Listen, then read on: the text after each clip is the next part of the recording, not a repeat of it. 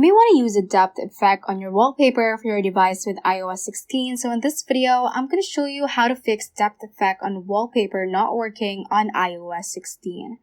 So let's get started. So I'm just going to press and hold this certain wallpaper right here, and I can just add a new one. So just click on the plus icon and click on Photos to browse through your camera roll or gallery for the wallpaper you want to set on your iPhone.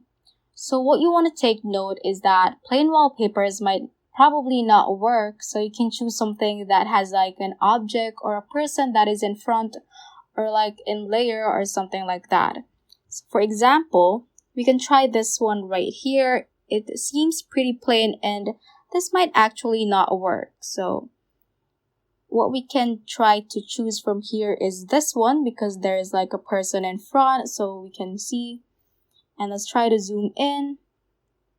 And as you can see, it has that tap effect because it's like overlaying the time right here, right on our lock screen. And when we click on this three dotted icon at the bottom right part of the screen, you can see that tap effect is enabled. So we can change that again and see if other wallpapers work.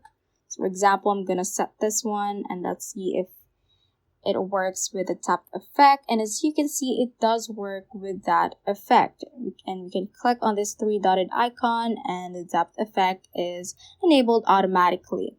Now, when we choose a plain wallpaper like this one, it does not work. And when we click on the three dotted icon, as you can see, there is no option to enable that because it is not eligible for a depth effect. So what you're going to do is to just simply give a trial and error and take note on the things that I have mentioned.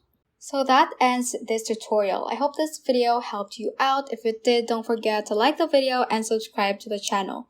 Feel free to comment any questions you may have as well. So that is all for today and have a great day.